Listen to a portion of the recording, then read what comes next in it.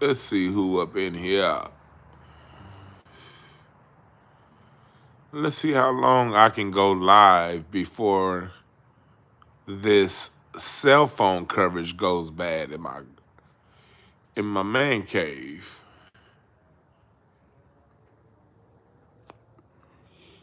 Come on in here, folks.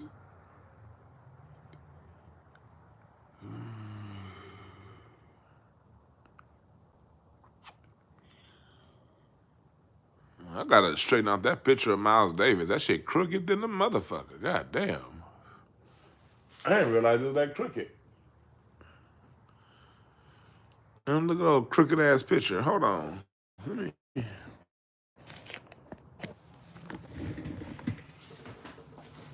What up, Hunter Russell? Hold on. Shit.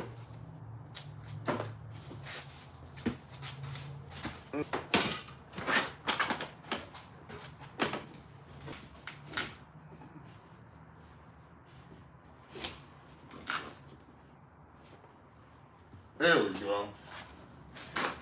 There we go.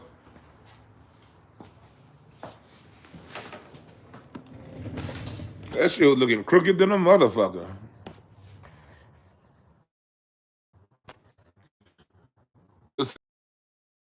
Room. Send out the invites. Let everybody know we up in here. We in here long motherfucker. As long as my cell phone coverage in here is working, we'll be talking.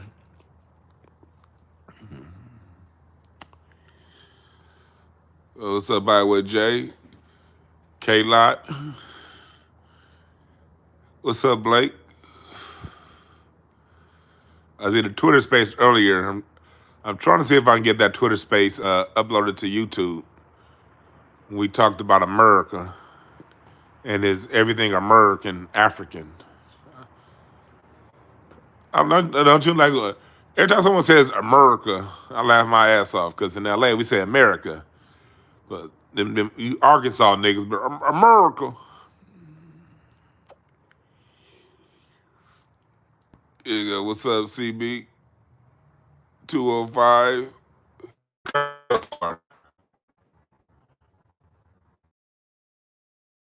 Yeah, man. Shit. Let's see. K-Lot. Blood clot. I would put K-Lot like clot. Where did clot come from as a name? What's up, AW1? No, I didn't see. I don't really pay attention to people's subscriber counts, but anytime something good happens to Tori and Rain, I'm happy. That's a good brother right there. So all you gotta do is say something good happened to Tori and Rain, and I'll be like, hell yeah, motherfucker, let's go. That's a good brother right there, man. What's up, Shamar? You have a quadrology question? Shoot, go right ahead. What's up, Quan? All from your Jamaican plug. They call you Blood Clot. What's up, Feather Joe? You got a cardiology question? Go right ahead. You see, when I smoke in my man cave, I gotta have a red light when I smoke. I wasn't planning on even coming live. I was just trying to see if I can get some cell phone coverage in my garage. See, how you deal with 10 of clubs woman? The egos are strong as fuck. Hell yeah, 10 of clubs women are strong as fuck. See, 10 of clubs is a know-it-all card. You gotta come directly down the middle at a 10 of clubs, because the 10 of clubs can get caught up in a fantasy land. 10 of clubs people, they in their head and they get caught up in their head. They get caught up in their fantasy world. They get caught up in these delusions that they create for themselves. Because 10 of clubs people are all up in the clouds and the skies, and you got to bring their asses back to reality by coming straight down the middle. That's one way of dealing with 10 of clubs people. Sometimes you gotta shock them back into reality. Because 10 of clubs people could spend way too much time. What's up? What's up, Big Pontiac? Always good seeing you, my brother.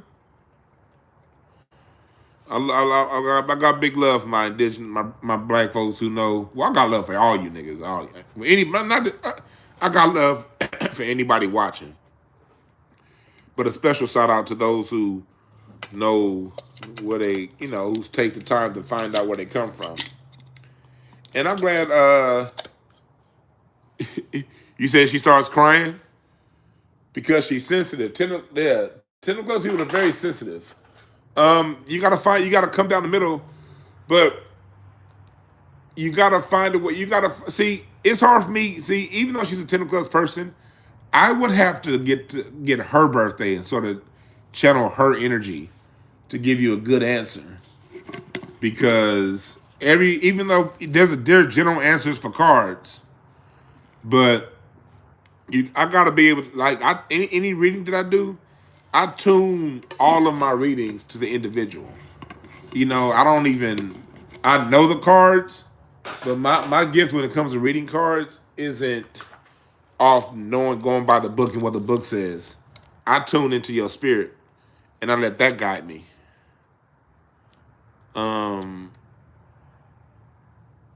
So yeah. What's up, Mark Smith? It was good meeting you at the rally. I said the rally, at the museum. Is it bang?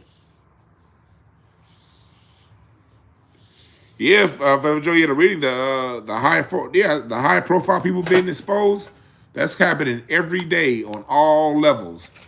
It's happening in government. It's happening. What's up, Netta J? It's happening all over the place right now. People being exposed. It is happening all over the place. People being exposed. It's happening on the internet. What's that white girl all you niggas like? That I was talking about last week. That's giving out all this relationship advice. Her ass got exposed. Yep. Oh shit. Sam is here from Australia. What the hell how the hell did you go from East Oakland to Australia, nigga? You doing hunting kangaroos? What the fuck? This nigga left East Oakland to set up boxing matches with baby kangaroos. Nigga bouncing up and down. Boom. What other reason would you have to leave Oakland to go to Australia? This motherfucker setting up kangaroo celebrity death matches and shit. Boxing matches. That motherfucker. Yeah, Quan, these cats taking relationships from that cave bride. Look, and she got exposed. A lot of these so-called manosphere guys black manosphere, they getting exposed for caping for this white girl. Exposures happen all the way around, boy. I told y'all 7 Hearts here. This is exposure year. This is the year of exposure.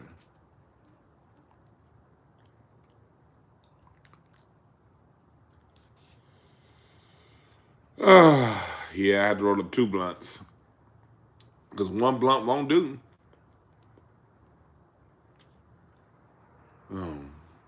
There we go. Oh yeah, thank you for the Mixcloud. Hey, I'm back to being active on my Patreon again, y'all.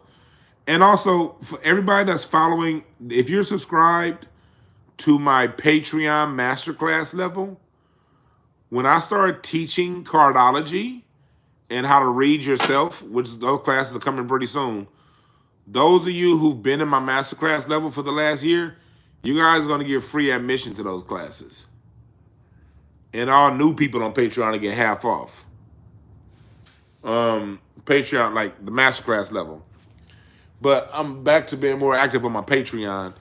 The Mixcloud that I did yesterday, proving the history of hip hop, that's up on Mixcloud right now. On Patreon right now.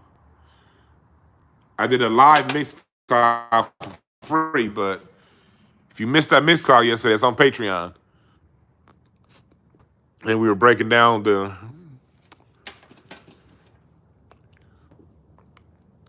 history and the sounds of black music. I got more than a quarter pound of weed, bro. Trust me. I got more than a quarter pound. This is probably an ounce and a half up in here. I got like about an ounce and 3/4 in this one. And I got 2 ounces in this one. I got more than a quarter pound of weed. Do I believe in God? Yeah, I believe in God. I believe in myself. Of course I believe in God. How can I believe in myself and not believe in God? Of course.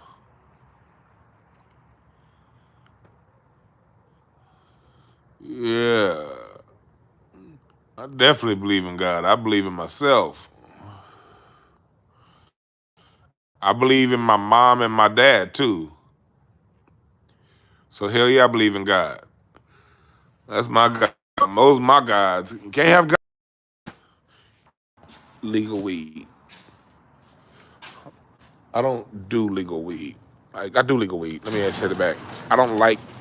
I'm with you right there. Since weed has become legalized, it ain't the way it used to be. And since my cell phone coverage got bad, so I had to come outside with y'all.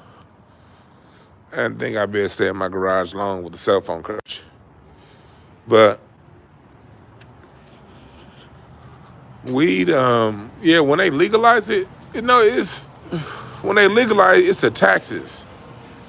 It's them fucking taxes for me. I don't like. And I remember when weed became totally legal here in California, when it was just decriminalized and you can go to the shop, it was cool. That was one thing.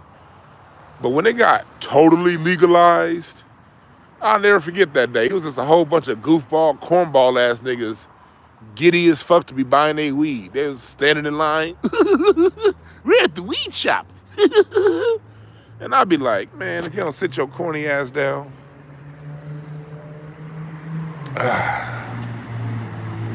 Hold on, y'all. I gotta get my headphones. I gotta get my AirPod Maxes. Gotta get my AirPod Maxes.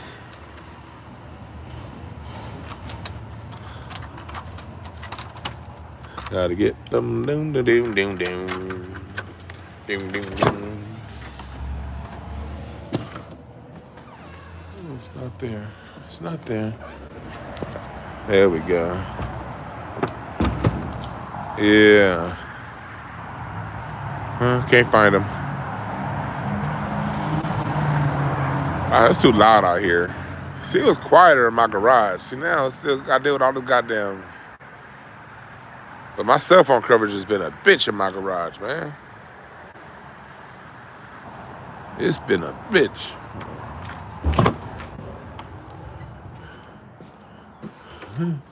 No, where in the hell is my? What are you looking for? My headphones. I thought I had them I thought I had them on the table. I got them. These, I thought I had them on the table. Ah, shit. No one is morning, my morning. Yeah, salute. Did I ever listen to Mac Dre? Not really.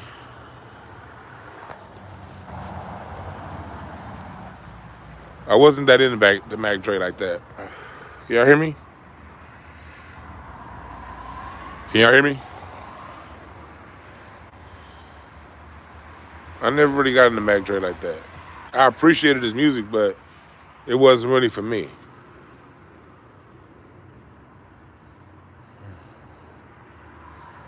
Okay, cool. Y'all hear me? What's the best song? That Boo by Timbaland. To me, Timbaland. I'm not that into Timbaland's music. To tell you the truth, Timbaland made some good stuff. Just wasn't really my thing. Timbaland would make some good stuff, but Timbaland was never. I think Timbaland's a good producer. I think he makes good music. His sound. To me, Timbaland. It didn't. That whole Timbaland sound, that '90s sound. It's not that many producers from the '90s and the 2000s that keep my attention. Basically, because once I hear a sample, I give more weight and credit to the person being sampled than the person doing the sampling.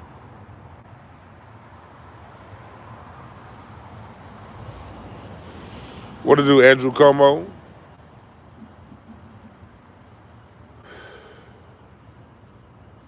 So that's how it is, like, with me when it comes to that. It's like when I'm more, I don't think he was a bad producer. I think he's a good producer, but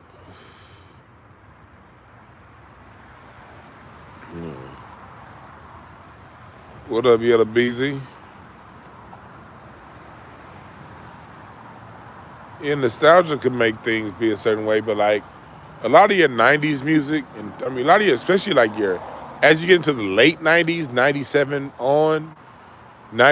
to the 2000s, those are my late high school. Those are my high school / college / early adulthood years, and I probably should have more fond memories of music from back then, but I don't. Not pop, like I have fond memories of music back then, but not really the popular stuff. I didn't like a lot of the Timbaland and Magoo stuff then. I thought that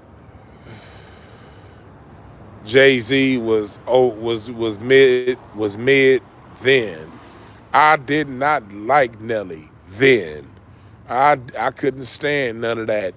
I didn't like the Yin Yang Twins. All that shit, when it dropped, to me was all like, boo.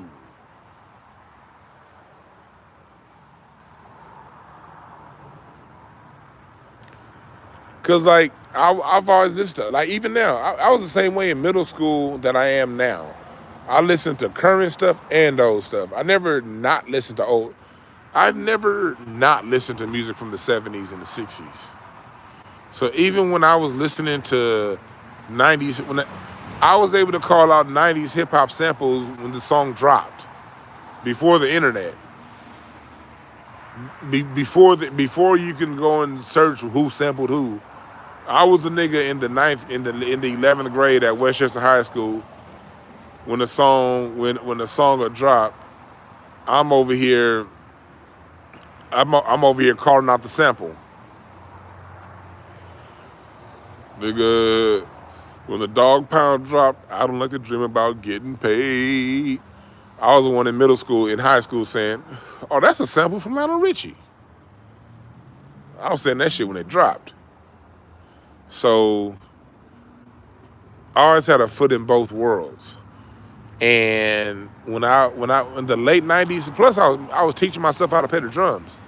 So I was very critical with and I was like, when you play the music in church is gonna make sure you play the music right. Like in church, you cannot fuck around. So when I was in high school, I would listen to music that would come out, and the quality just sucked. Like all my friends liked it. They be like, it'd be big hits, huge hits in the night. A lot of that Ashanti music, a lot of that. People liked it. Brandy, it was cool. But I would listen to it and be like,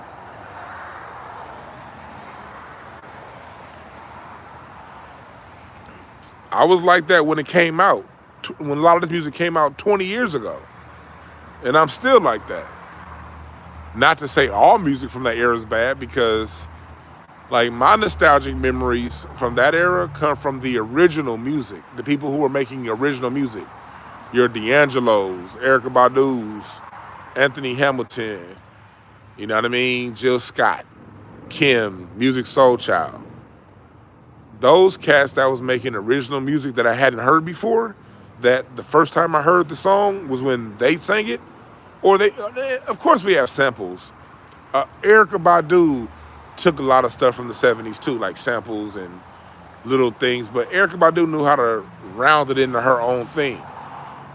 So like that whole Soulquarian sound, even like on the rap side of the game, Common, you know, that right there, that was more of my pocket, because they were playing music that I never heard before. They were playing new original sounds.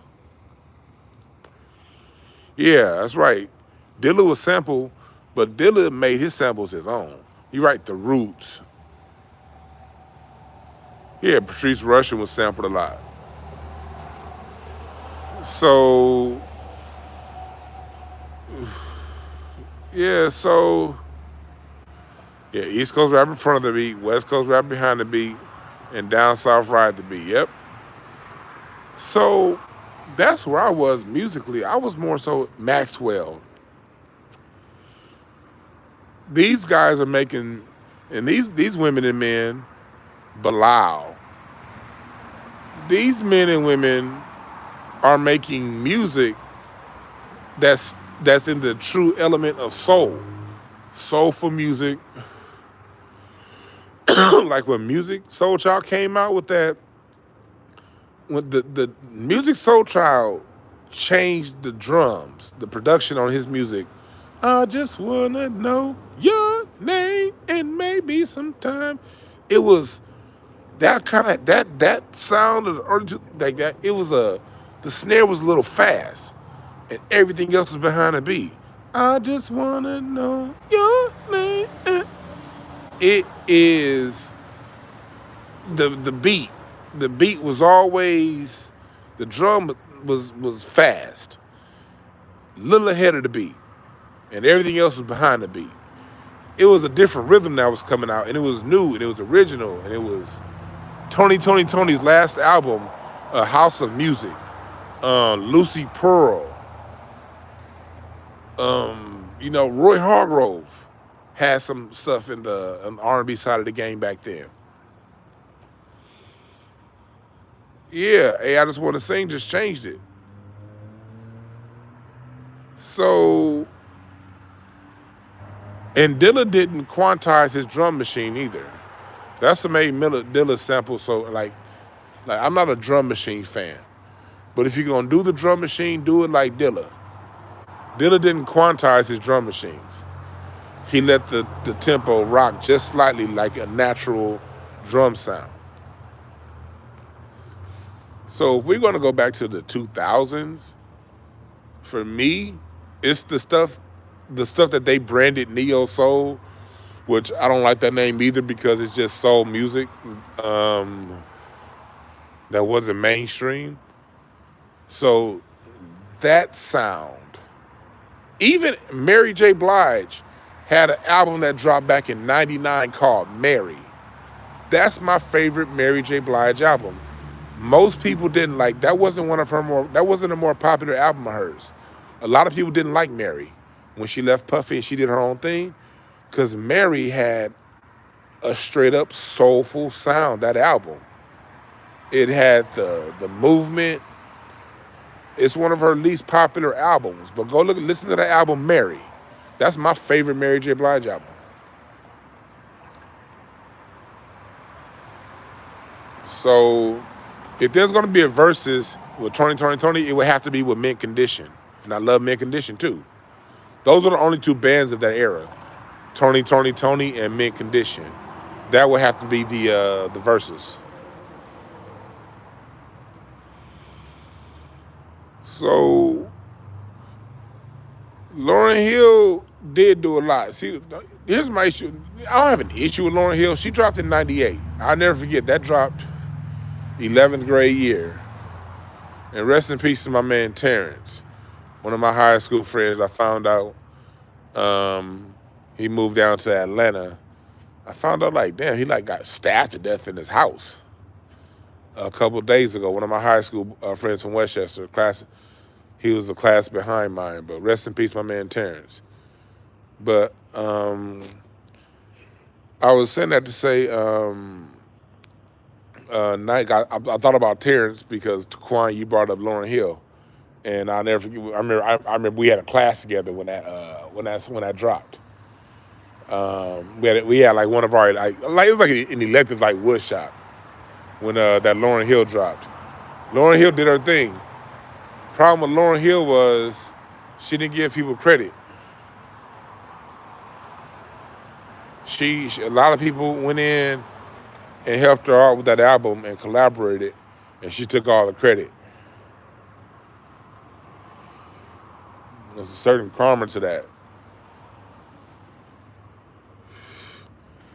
But my favorite album of the late 90s was Baduism. And then in 2000, when Erykah Badu dropped Mama's Gun. Like 2000, between Mama's Gun and Untitled, D'Angelo.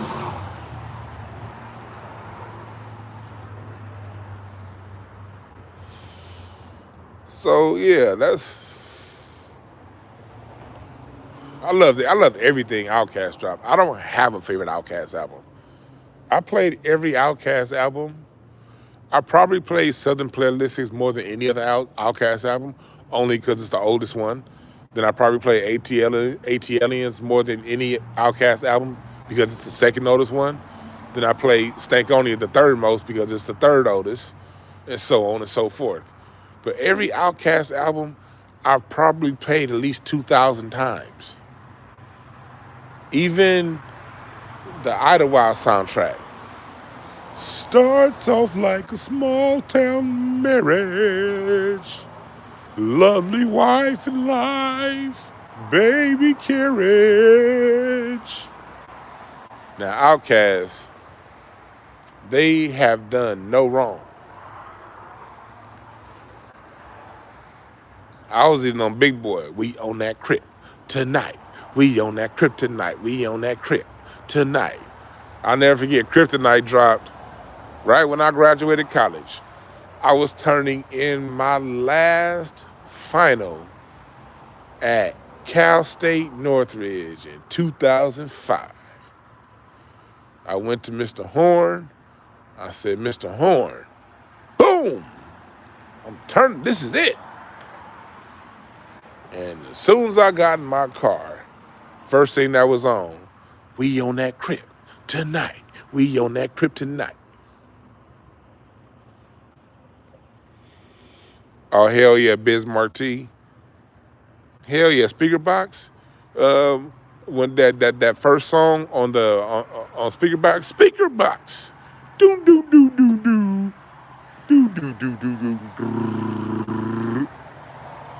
I just want you to know how I feel.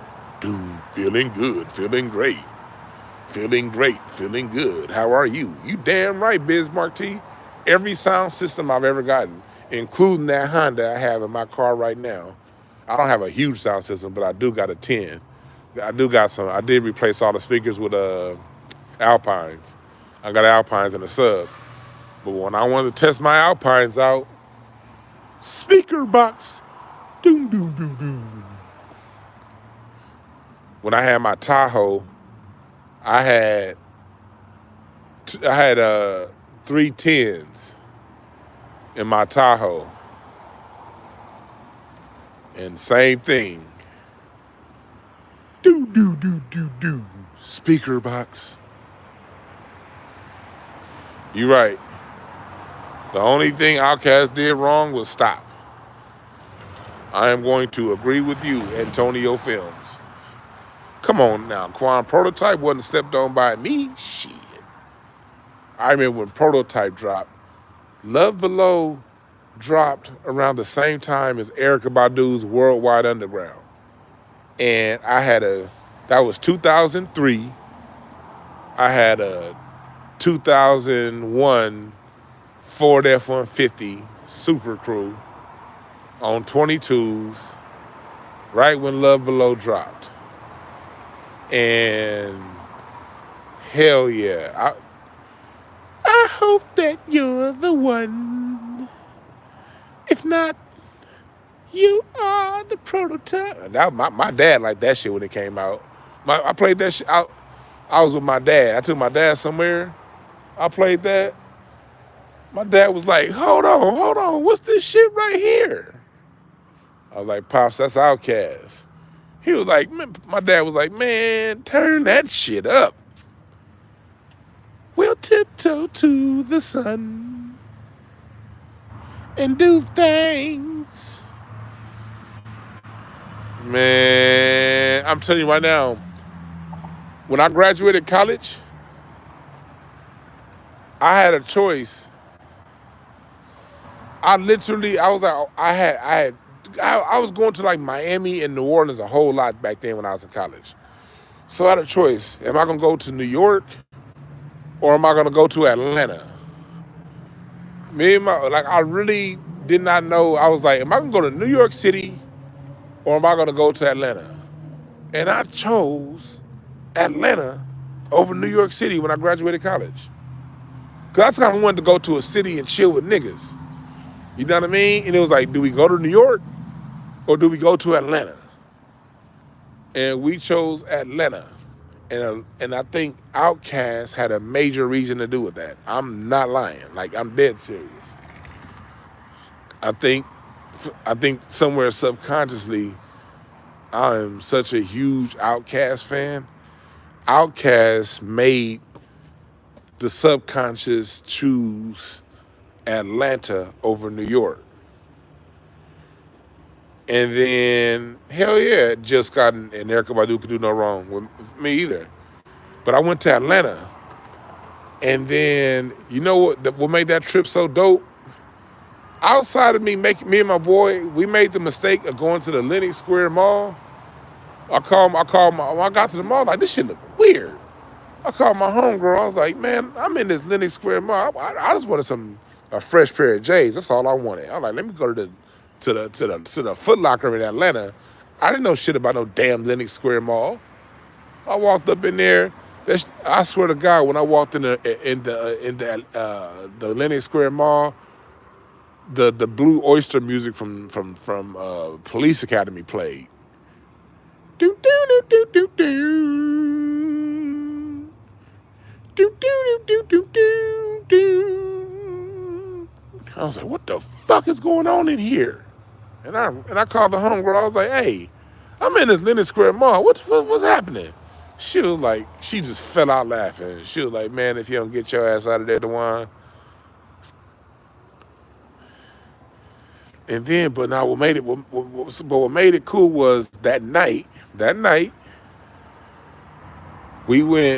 me and my boy, we went to Strokers first. And Strokers was cool. But then we left Strokers and went to Body Tap. We went to Body Tap. And man, that night, Big Boy from Outkast had a party there. We didn't know that nigga was having a party. We got the Strokers around like 10. It was cool. But around like 12:30, we saw like 40 niggas come in. It was Big Boy, Sleepy Brown, and a whole bunch of Atlanta niggas. And then, like on a Players Club, it seemed like 600 strippers came out the back. And we just happened to be sitting on that side. And man, that was one of the best nights. And I'm telling you, that night spoiled me so much. When I got back to LA, me and my boys, we never went to a strip club again. Never went to a strip club. No, and I live right by Stars. Well, Stars ain't here anymore, but I had a chick that I used to deal with back then that lived right by Stars and King Henry's. Nigga, I didn't go to none of that shit. Barbary Coast, I wasn't fucking with none of these LA strip clubs no more. After I left Atlanta, I was like, you know what? That was it. I said, that's it. That's it. I came to a strip club one time in LA after that. Like the next summer, I went to the Stars, and some chick got on stage, and it looked like she had a bullet hole in her thigh, a bullet hole wound. And I was like, man, if I don't get the fuck on out of here. But yeah, I'm with you right there. Jill Scott and Erykah Badu, neither of them could do wrong. And when they're out here in LA, I'm always going to see them. Jill Scott's out here in June, and those boxes already sold out. I'm mad. I already got my box seats for the summer for the Hollywood Bowl, but the Jill Scott box is sold out. And I'm like, man, if I don't get them tickets to see Jill Scott, I'm gonna get some boxes to see Jill. Fuck that. Or I'm at least get in the house, sit somewhere up top, something.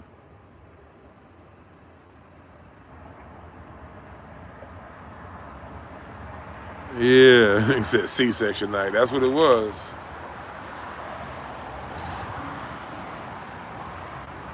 At 2005 was when I was in Atlanta. 05. Because that's when I graduated college. I told you, my last class. See, I ended college in December. I didn't finish in June like most.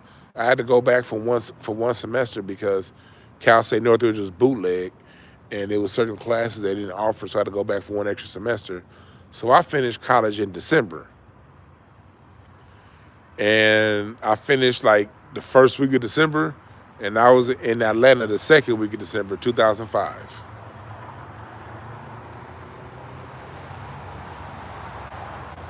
Yeah. That's a good question. Where is Melanie Fiona? I don't know. But yeah. As much as I love LA and living in LA, I love to visit the South at least once a year. I like going somewhere. I like for at least once a year going down South and being in an all-black environment where everywhere you look is black people, black people, black people, black people, black people, black people. Y'all blessed to have that down South. Everywhere you look, black, black, black, black, black, black, black, black, black, black, black, black, black. That shit's beautiful. I just wish you niggas would get on. Some people like, you should move down South. I'm like, nah, I'm not. I like seeing all black, but I'm not gonna. What good is it being all black if only 5% of you niggas are on code? I'll stay in LA.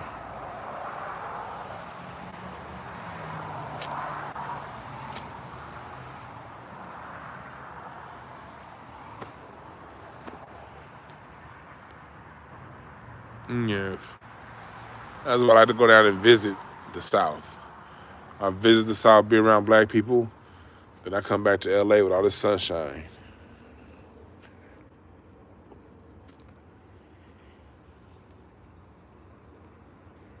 Yeah, except, yeah, it's like no point in.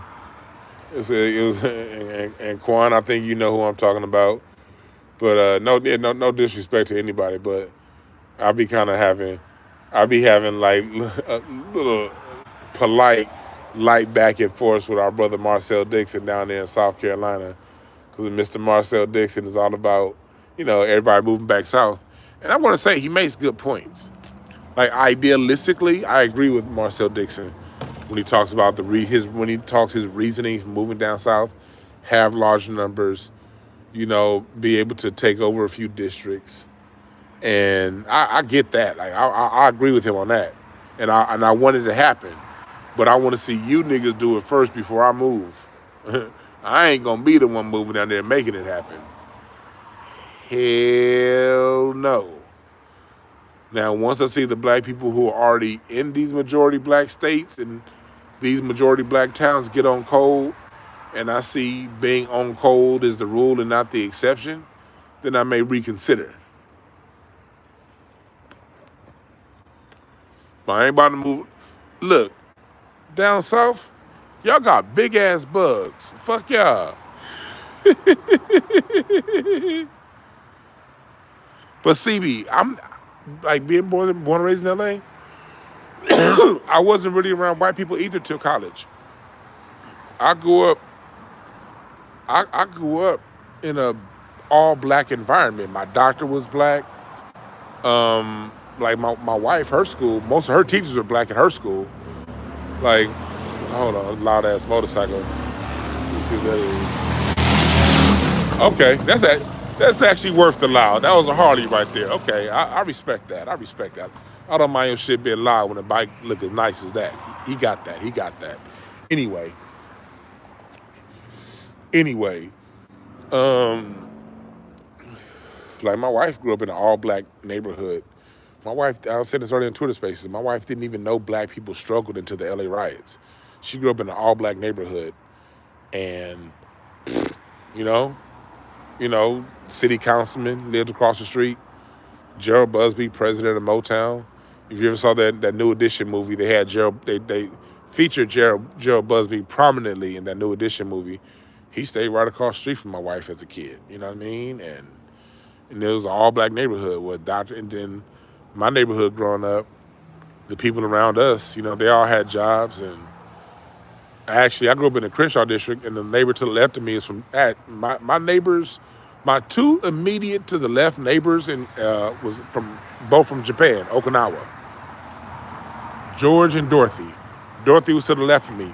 Dorothy was from Okinawa, and George 2 doors down from Okinawa. And he every Friday, George would deliver flowers to my mom and my dad, because George owned a flower shop. And every Friday he would walk down the street with his flowers and deliver them to my family. And then 3 doors down after that was an old white lady, and she had a black son. She had a black husband, and her son was older. He ended up moving in the house. He was mixed black and white, Clifford. He ended up being a family friend. And then my 2 neighbors to the right were black. And then across the street from me was the projects.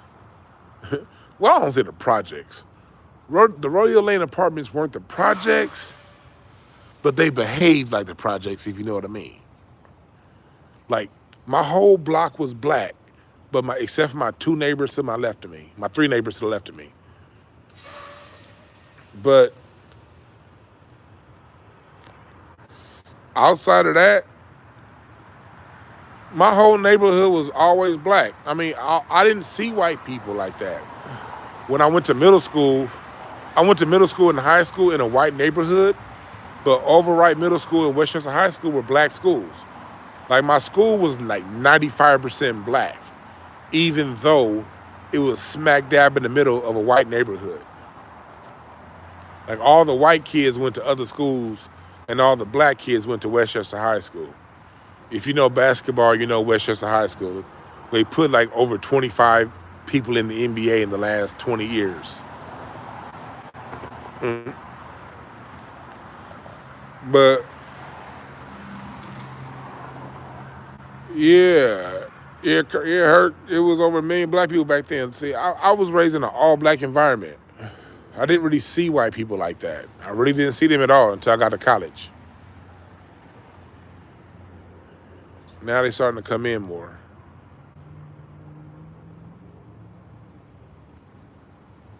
But like, see, down south, what's up, Markeith Collins? Down south, y'all got them big ass bugs. Fuck that. I ain't gotta deal with, look, you niggas in Houston, when I be kicking it with Larry in Houston, he be talking about, Larry got water moccasins. Like, when it rain, he said you gotta watch out for water moccasins in the backyard. Ain't no goddamn snakes gonna be nowhere around here. Houston niggas gotta worry about alligators in open fields and hogs and shit. Like, when I drove into Houston a couple years ago when I was in Houston with Larry, he was like, he said, did you drive down? And there was some road. I was like, yeah, I drove that. He said, yeah, some lady got eaten by a bunch of hogs over there about a week ago. I was like, what? You niggas have mosquitoes the size of Spider-Man. I'll never forget when I was in Dallas.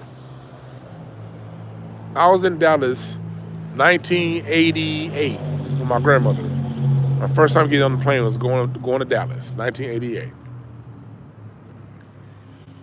And I remember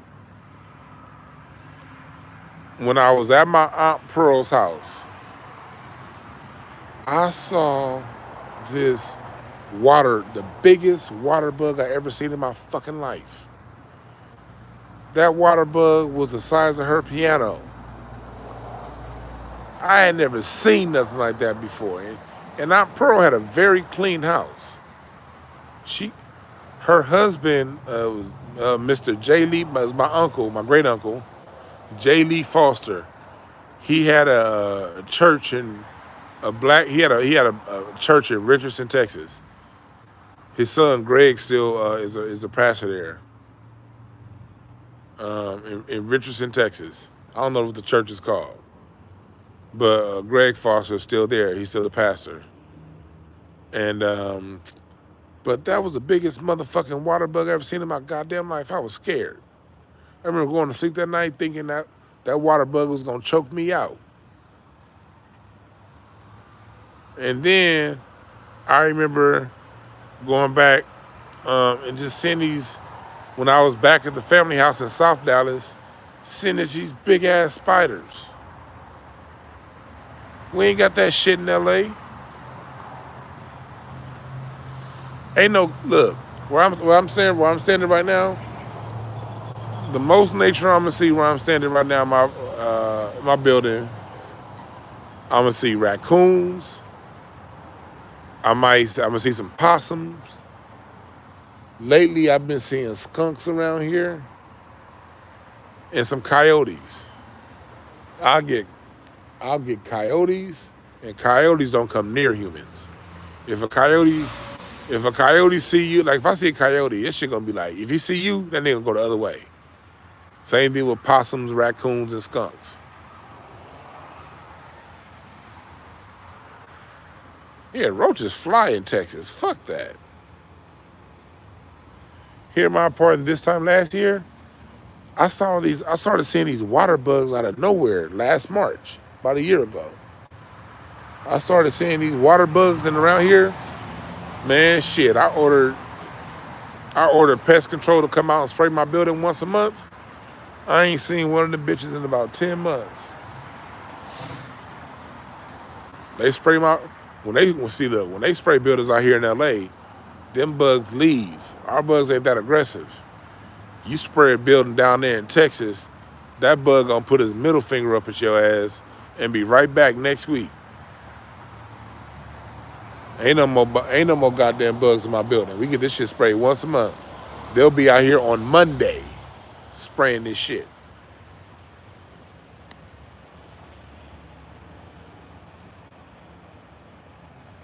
And then you niggas in New York, fuck you. All them rats. I hear them rats are the size of footballs now in New York.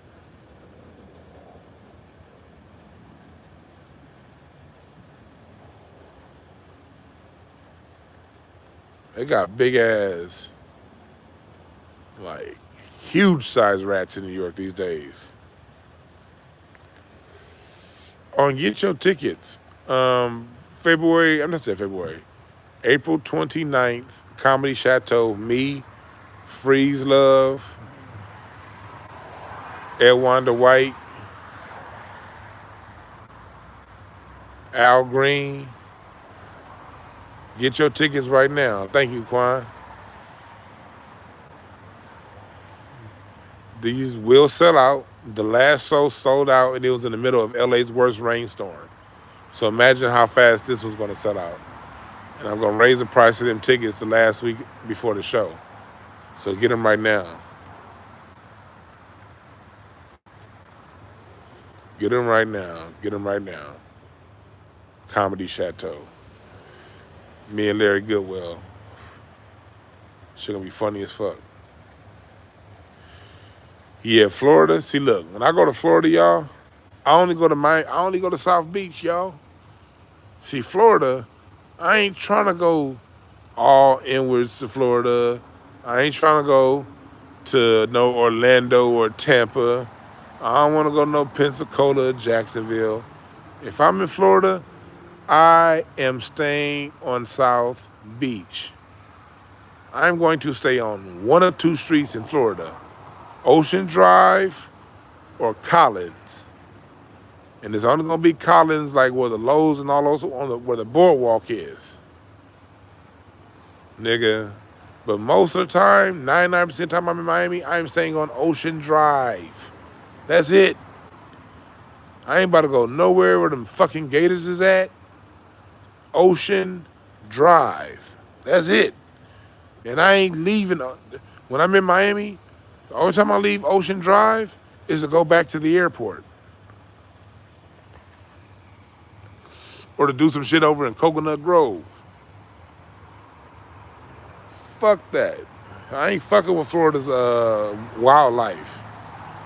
Florida got snakes as long as Cadillacs. Yeah. Hell nah. Nope.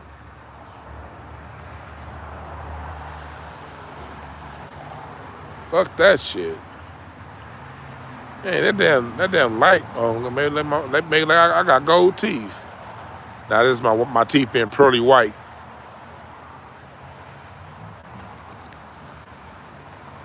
Man, I don't think you can shoot them gators, nor can you shoot them damn rats in New York.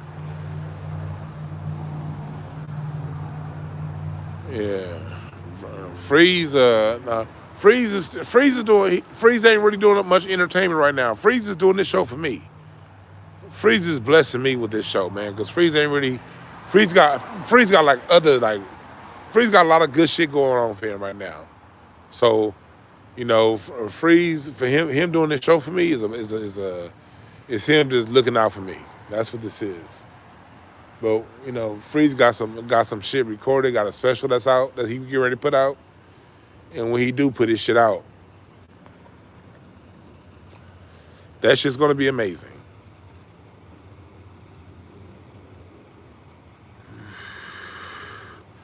What's up, Kenneth Berry? You said Jason Black still going. Well, who Jason Black going in on?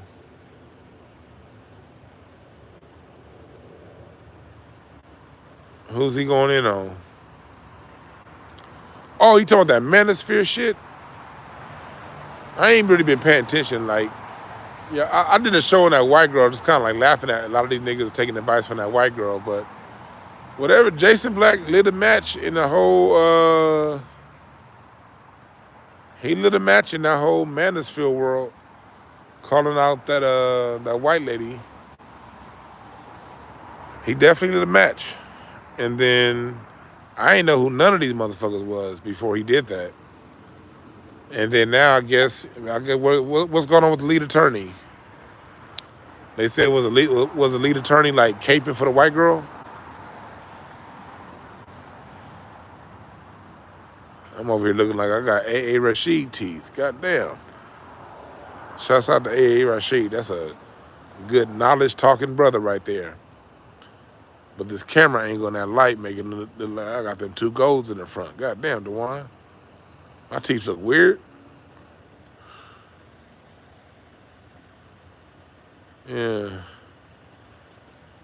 Yeah, I never took the lead attorney serious. I love Derek. I love AA too. That motherfucker, he be talking some science and they be like, you heard? That nigga AA Rashid be talking some real science, you heard? Yeah, I love AA Rashid. That's what I'm saying. My teeth look like his right now. See that? Don't it look like I got AA Rashid teeth? Because of that reflection and that light over there?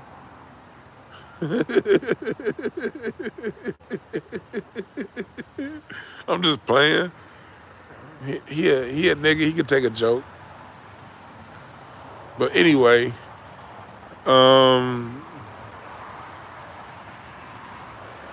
what's up, Todd? Yeah, lead attorney. He I never really paid attention to him. I remember I listened to some of his remarks when Kevin Samuels died. Like I think he had said some. He had given Kevin Samuels a good memorial, But I wasn't really into none of those guys. Again, I'm not single, so that's not my world, you know. I, cause me, y'all know me, like I appreciate y'all for listening. I respect everybody up in this chat room except for Bismarck T. I respect the rest of y'all. Um, so like I know that I can be an asshole. You know what I mean? And I can really be a contrarian. So if I paid attention, what's up, B Polly? If I paid attention to what goes on in that world, I would say some smart aleck asshole shit. I really would. I'm an asshole sometimes. And when I feel like being an asshole, like if I paid attention to O'Shea Duke Jackson and Lead Attorney and Kevin Samuels when he was alive and all these single shows, if I listened to these callers and Fresh and Fit, I would this channel wouldn't be as serious as it is. Just put it like that. I would have I man, what can I say? I wouldn't have take no breaks. So I stay away from it. I stay away from that whole world, and if something big happens where it reaches, because the only way it'll reach my radar is if it's something big, and like I wasn't even conscious as to who this pro lady was a week and a half ago. I had no clue who she was. So when that news got out with Jason Black, and I saw a lot of y'all share her videos, I was like, who is this lady? So I went back and watched a bunch of her clips, just trying to get familiar with with the shit that she would say. So when I came to you and spoke to you guys about it, and that's actually what made me want to talk about. When I heard her talking, I was like, hold on. Niggas couldn't see through this bitch? And that's what made me do that show on her. Because it was like, but before that whole thing blew up last week with that Pearly chick, I had absolutely no clue who she was.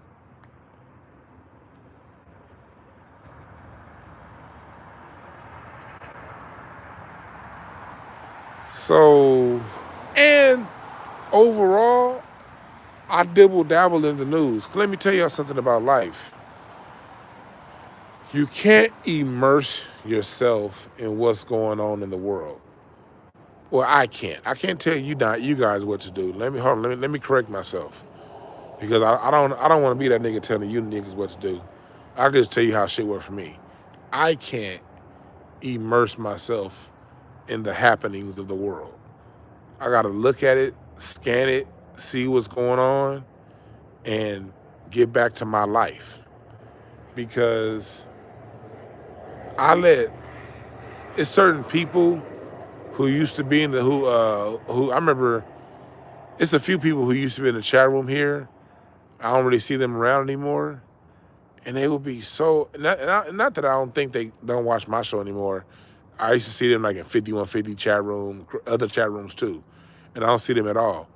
But it was certain people I would tell them, like, they would inbox me and say things about like how what's going on in the world is really stressing them out and fucking them up. And I would be like, look, man, you can't let this shit get in your head. You can't. Oh, what's up, Nina boy? I just happened to look at the chat room. That's my cousin right there. What up, cousin? Man, much love for you, my man. Shit, we gotta talk about some shit, man. My boy DJ Show told me he was like Nina boy, your cousin. I was like, yeah.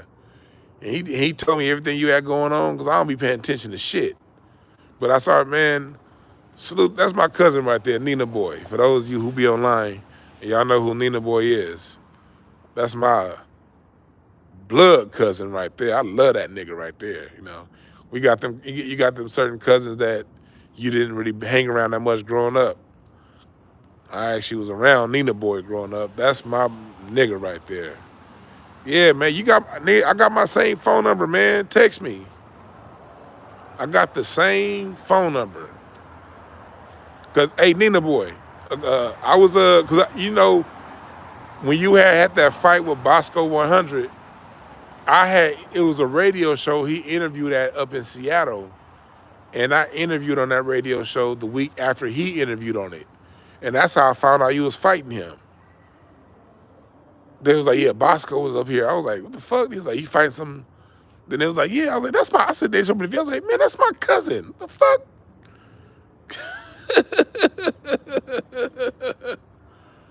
Hell yeah.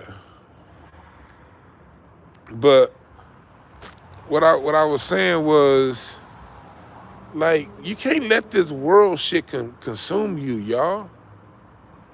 You know, like, this is some foul, fucked up shit going on in this world that we see. And if you in every news story, if you have to read every news story, if you got to get in every little thing you do, oh, there go that drummer nigga. Turn that shit down. Y'all heard that? That was that. If you from LA, you know that drummer nigga that got that pickup truck, and he played the drums in the back. And Steve Harvey, he was on the Steve Harvey show. And Steve Harvey got him like a new drum set after shit got stolen. That was that nigga.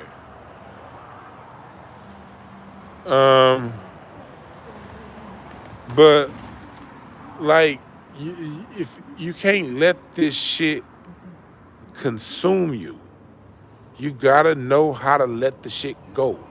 Like, white supremacy exists, but you can't let that shit run your goddamn life, nigga. You can't let the shootings around the corner. Let me tell y'all something about this shit that be going on. When the news talking about these so-called quote-unquote gang shootings, them is personal beefs. I ain't got nothing to do with you. You running around scared to go here, scared to go there, and two people just happen to see each other at a particular spot and something went down. Now, I'm not saying I got a liquor store in the corner near my house. I don't go to that liquor store because too many niggas meet up at that motherfucker and shit happens. So I go to the store across the street. You know, this is the store in the corner. My wife called the store in the corner of my block. My wife called it Murder Mart.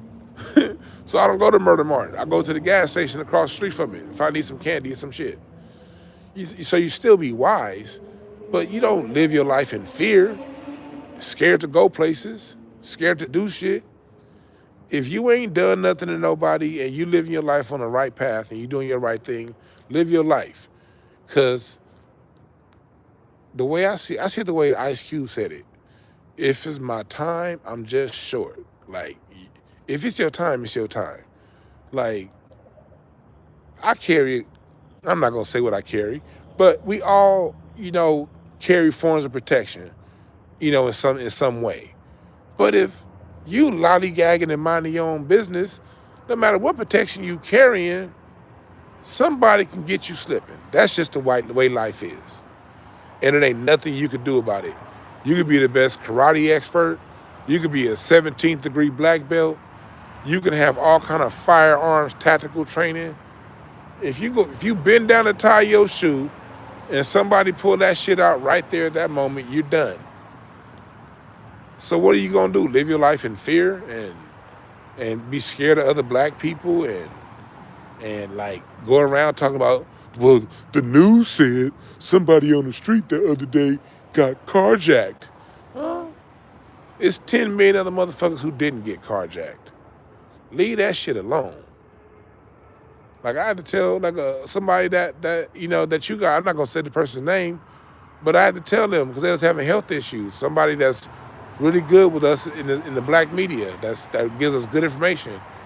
I had to let them know one time, like, hey man, that's a lot of news you be sharing. Like, you can't be sending me, like, you can send me all you want, but I ain't gonna be reading all that shit you send me about what's going on in Argentina and the political coup happening in Jerusalem and the corrupt mayor in Mississippi. And 3, 4, 7, 10, 15 times a day, another story about something going on. Fuck that.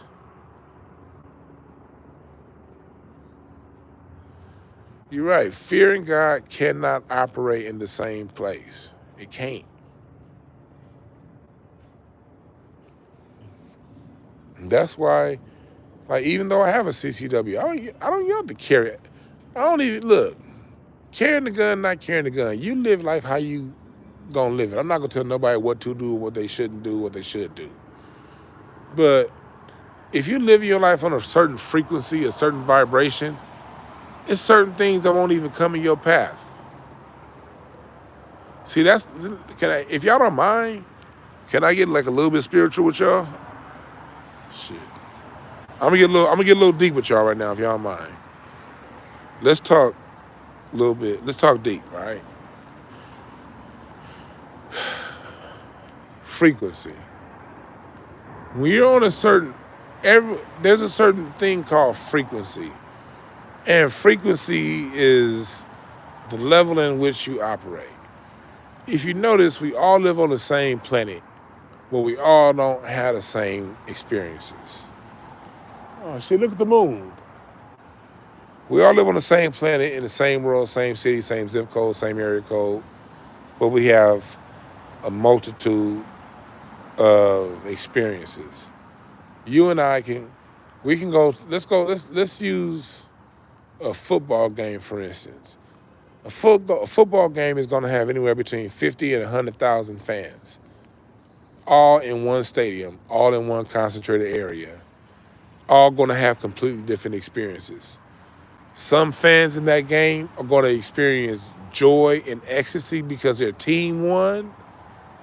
Other people are going to experience joy and ecstasy because they met an old friend that they hadn't seen in 20 years at that game and the outcome didn't matter. Some people are going to have joy and ecstasy because they placed a bet and they won the bet. Some people are going to have joy and ecstasy because they went to the game for free and they saw a play happen from their favorite player. So even if there are a 1,000 people that had joy and ecstasy during that game, the reason they had joy and ecstasy is going to vary from individual to individual. There are going to be other people who have great pain. Some of that pain is going to be because some people are going to have great pain and their memory of that game is going to be they got a phone call during that game that a loved one died. And so they're going to have pain, but their pain is going to happen at that game, but it's not going to be centered around that game. Some people are going to have pain because the team lost or they lost a bet.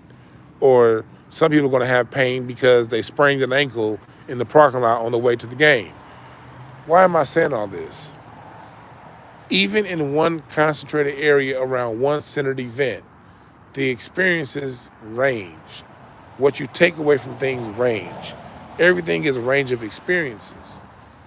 And you couple that with frequency. Y'all ever notice? You ever notice that you all had that one friend that it seems as if every time it seems as if they're on the right path, they stumble and fall and they get fucked up and they lose it? Or you had that one friend that it seemed like when they come, or they may not be a friend, somebody you know. When they come around, it's always confusion. It's like when this particular person come around, and usually that person be cool as fuck. And when they're around for like an hour or two, it's all good. But if that person's around more than 2 or 3 hours, the energy gets frantic. Something's gonna happen. An argument, they're gonna drop something. Some people just attract dust and dirt. That's all frequency. When people have a static, kind of crazy frequency, and the frequency they're on is dependent upon the environments they were raised in and the environments they lived in. You have some people who were born and raised in chaotic environments. It was never quiet. Mommy and daddy was always arguing, or daddy wasn't at home. And mommy always was over the house and she always talked loud. And she had all these loudmouth ass friends that's coming through the house. And she fucked with these old loudmouth ass, sorry ass, hood rat ass niggas. And all this the child knows is loud and wrong. So what's gonna happen when that kid grows up? It's gonna be a whole bunch of fucking loud and wrong. And when you're loud and wrong, you're gonna attract a whole bunch of other loud and wrong ass niggas. Frequency. It's some people I know some brothers, they in they goddamn 50s. They still be getting in fights. It's some people who I know who are always fighting. And it's other people who ain't came within 15 miles of a fight.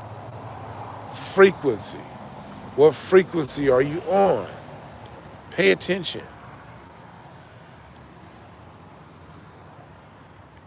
When it comes to, you got to start seeing what you attract around you. And if you're always attracting confusion, if you're always attracting violence, that's because you're on a confused, violent frequency. That's you. I'm not talking about if it's a one-off. If you mind your own business and then here comes some random shit. The random shit can happen to anybody. That's anybody.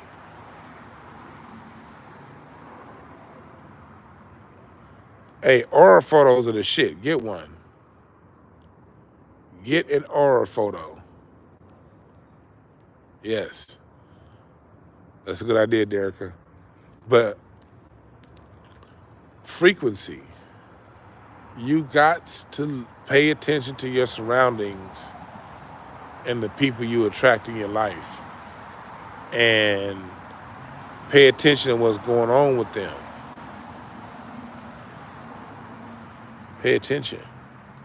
Because that frequency is what you're attracting. And how do you fix it? You can raise your vibration, you can get it. You can focus on, you gotta picture what it is you want. You gotta get clear on where you wanna be. You know, you gotta get to a point to where you get clear with what you want. And then you start moving in those circles. You wanna be around people who are less violent. Go in circles around non-violent people and pay attention to how they get down. Pick up their energy. But the first thing you're gonna have to do is get away from the violent people you're around. People who are always fighting and up to some shit. You're gonna have to get the fuck away from these people. And you're gonna have to get a better knowledge and understanding of yourself. And then as you start to vibrate higher and as you start to see yourself differently, you're going to attract people who are on these new frequencies and wavelengths that you're on. So it's all about your frequency, and you can test your frequency by your environment. Who's around you, who you're around. If the people around you have a like mind and you're satisfied, then you're operating on the optimal frequency for yourself. But if the people around you are hating and bullshitting and jiving and fighting and talking, then you have to change your frequency if you want something different.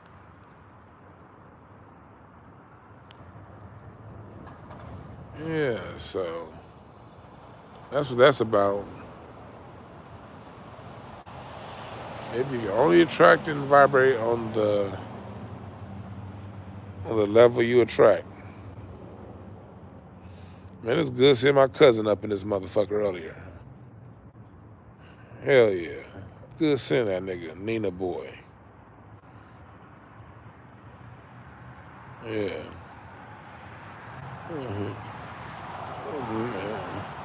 Nina boy had a fight, I think it was last year, with Bosco 100, Bosco 1000, whatever that nigga name is.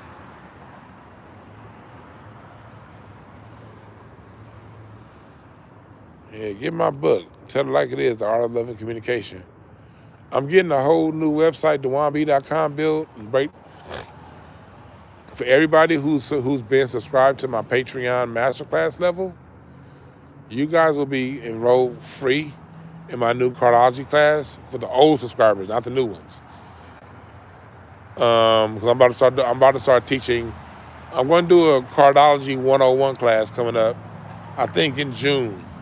Starting either in June, probably in June. Maybe probably May or June. I'm gonna do a cardology 101 class where I teach you guys. It's gonna be a 4-week class I'm going to teach you guys how to read your own cards. Would y'all be interested in that? Learning how to read your own cards? Because look, I ain't want to hold on to nobody's knowledge. I spread knowledge. Shit. And for the price of a reading, you can now learn how to read yourself. I think that's a good deal. I think that's a good deal. You could either, and it's going to be a 4-week class. I'm going to teach you what each card means. I'm going to give you guys some books. It's going to come with books, cheat sheets, and I'm going to teach you how to read all 13 of your cards and how to reference. Because I want to make sure, I said now, I'm going to offer the class, and I will, it ain't going to be cheap, but it ain't going to be expensive. Because I do got to get paid for my time. 4 weeks is a long goddamn time. And I'm charging you guys just a little more than the cost of a reading. And the reading only takes me an hour to do. And these classes are going to be 2 hours. It's going to be 4 2-hour classes.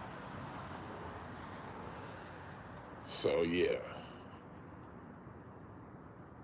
So, for the price that's a little more than a reading, I think that's fair. And I'll allow y'all to bust those payments up into 2. And because I believe the more of us that are armed for this information, the better. That would be I could easily learn cardology and be an expert at this shit, and then be like, tell you guys anything you want to know, you got to pay me for my services, and I'm going to tell it to you. And for people because I'm going to get my cardology. I don't mind that. I'll get my clients. But if you want to learn this shit, I want to teach it, because I think the more of us that know the information, the better. Even if you don't want to ever be a person that reads other people, if you can just learn how to read yourself and read your own yearly spread, because I read myself all the time. Like, I'd be like, okay, like I just left the 7 of Diamonds season.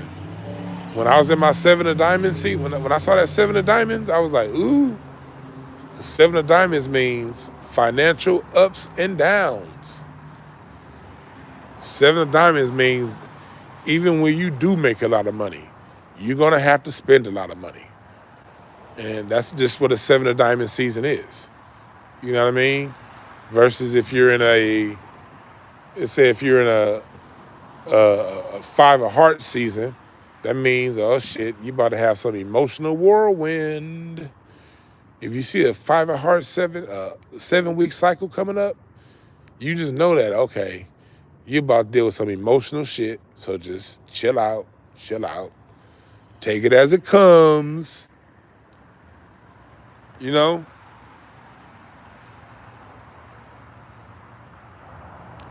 So, but yeah. And learn how to read playing cards. And plus on top of that, you'll trip out your family member. You'll trip out people. You'll be like, what do you mean you read cards? You mean tarot cards? No, nigga. Poker cards. Go fish cards. I declare war cards, nigga. Yeah, Frank Green, that's right. Just do it on GP. And I'll allow y'all to do payment plans, you know what I mean? I will allow. Plus, for my first class, I really don't want more than 15 students. I really don't want more than 10 students. I think 15 to be my absolute max. I don't know, because I don't know how I'm going to do it. I'll see. I might cut it off at 15 and then teach it again and do signups for another class. So when I do it, I think I'm going to cut the class off at like 15 students. because even though I'm gonna charge you guys, I still want to be able to give detailed attention to the people in the class. So if I got 60 people in the class, I can't really give you the detailed attention you want.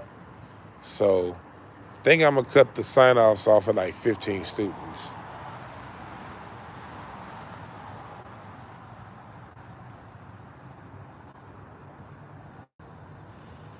Yeah. Should do 15, or 15 gonna turn into 45? Yeah. Yeah, I'm gonna do that because I wanna, I think like 15 students will be my max. And then what I'll do is, depending on how many sign up, I'll just turn around and I'll follow it up with another class right away. Or I may do, if more than 15 sign up, I'll do 2 different classes. How you doing? You have a good one, all right? I might do 2 different classes at the same time in alternating weeks. If it's more, but I don't want more than 15 in a class.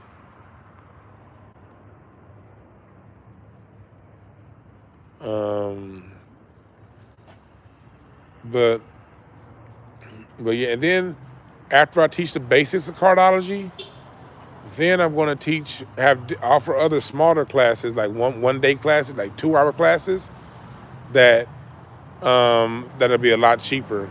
And I'll do like breakdown. Okay, this class is going to teach you how to read relationships. This class shit, here come that drummer nigga again. Hold on, a lot of shit. This nigga don't turn that shit down. If you from LA, you know the Sharif's the drummer man dude. If you from LA, you see this nigga all around goddamn town playing this drum set in the back of his pickup truck. That's that nigga. Peace and respect, Information Man Show.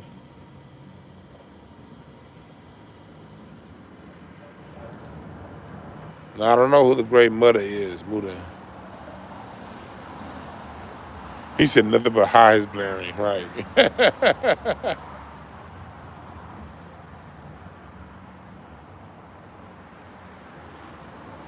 You said your older brother was killed and hit by a hit-and-run driver last July? Ah, shit.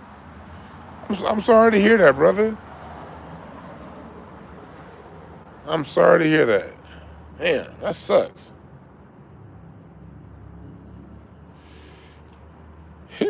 Quan said, for what? You an asshole. Sometimes I think he just be pulling up and playing. He does get paid though. People like out here, black LA people, I say black people don't support. Man, niggas be paying him to come to their parties. Like he be doing like different events. He has like this full sound system where he'll be playing like music, like gospel music or whatever music, and he'll play his drums to the music. And he's gotten extremely popular here in LA. Look, let me tell y'all something about LA. LA is a small town. Don't get it twisted. This is a big city, but it's a small town. It's a very small town. The word gets around real fast. And so if you come up with a certain act, a certain thing, like Tommy the Clown, the world loves Tommy the Clown now. Tommy goes all around the world crump dancing and clown dancing. Tommy the Clown be all up in Japan, Europe. But Tommy the Clown became a phenomenon here in LA, on the streets of LA in the 90s, in the 2000s, playing off Homie the Clown, but he was clown dancing and crump dancing. And Tommy the Clown is still relevant around the world to this day. This drummer dude, yeah, Kenneth the Bear, you saw that report on the news, they stole his truck, yeah. They stole his truck, and then the people of LA, when they stole his truck and his drum set, like they played it on the news because he's so his truck do be annoying sometimes, because sometimes you'll pull up to a gas station, this nigga's not getting paid. You just had to pull up to pump some gas, and this is nigga in this loud ass truck playing the drums. You like, God damn, this nigga loud. But like, yeah, when this shit got stolen, I think he had like a GoFundMe, and the GoFundMe raised like over $100,000. And then the Steve Harvey show, dude got invited onto the Steve Harvey show, and Steve Harvey bought him a new drum set.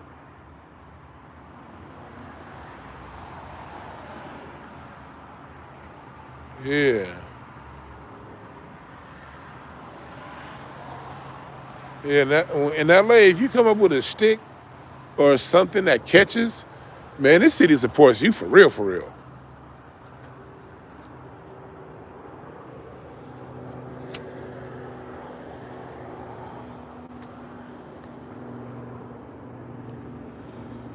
Yeah.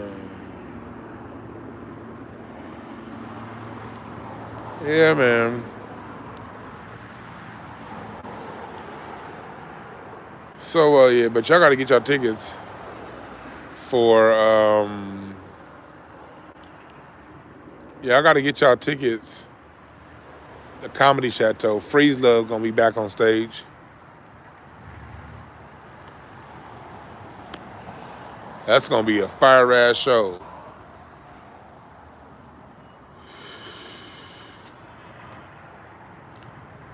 Yep.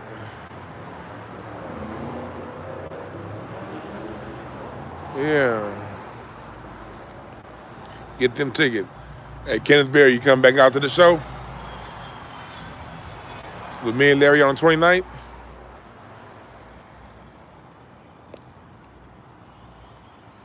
Herc, I know I'm going to see you at the show.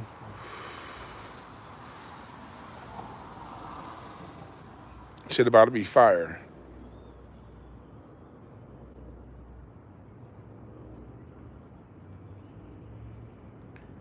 Niggas, they got lifetime beef with Tommy the Clown. That's funny as fuck. Freeze could have been in Baby Boy. Freeze, I don't know if Freeze was in Baby Boy a lot or not, but Freeze was in a lot of movies in the 90s and the 2000s. He was like around in a lot of shit.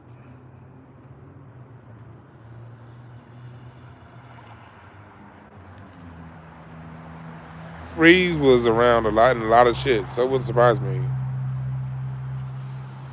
Is Golden Lady my favorite Stevie Wonder song? I don't have a favorite Stevie Wonder song. It's literally impossible to have a favorite Stevie Wonder song. Now, would I say I listen to Golden Lady a lot? Yes. I'll say Golden Lady is one of the songs from Stevie that I play more than most. But I cannot name a favorite Stevie Wonder song. Sometimes it's Maybe Your Baby. Sometimes it's Mary Wants to Be a Superwoman. Sometimes it's Love's in Need of Love Today. Sometimes it's Ebony Eyes. I got so many goddamn favorite Stevie Wonder songs. Visions, You and I. Oh my God. Rocket Love, Master Blaster Jamming. I don't know. Shit. Shit. I play some goddamn Each Beat in My Heart. I go to some 80s Stevie Wonder on your ass. With each beat of my heart. I love that shit. I can't name a favorite Stevie Wonder song. If we gonna go Stevie Wonder favorites, I gotta give you my top 25. That's as close as I'm gonna narrow down my favorite Stevie Wonder song, my top 25.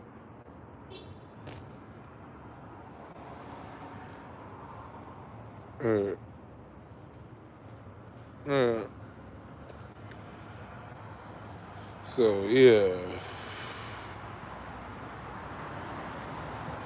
Yeah, they all hit different. Dirty Diana. Dirty Diana, no. Man, I don't care. My song, I love that Bad album. We're taking over. We have the truth. When you listen to that song right there, you're just another part of me. That's a life message.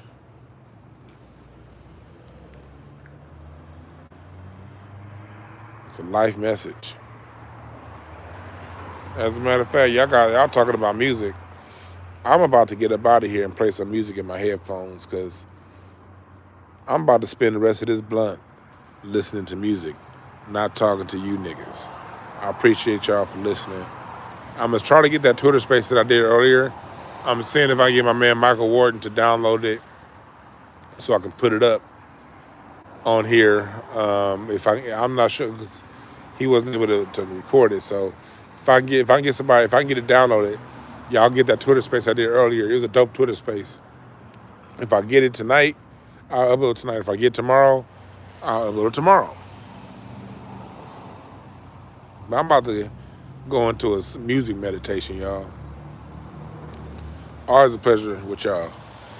Get your shit and book your readings. My new website isn't quite done yet, but I'm telling y'all right now, the cost of my readings. All right, have a good one. The cost of my readings are about to go up on my new website. All right, because I already have a lot of bookings, but yeah, it's just So get your readings right now if you want it. All right, and remember, there are no perfect messengers, only perfect messages for those willing to pick up the game. I'm out.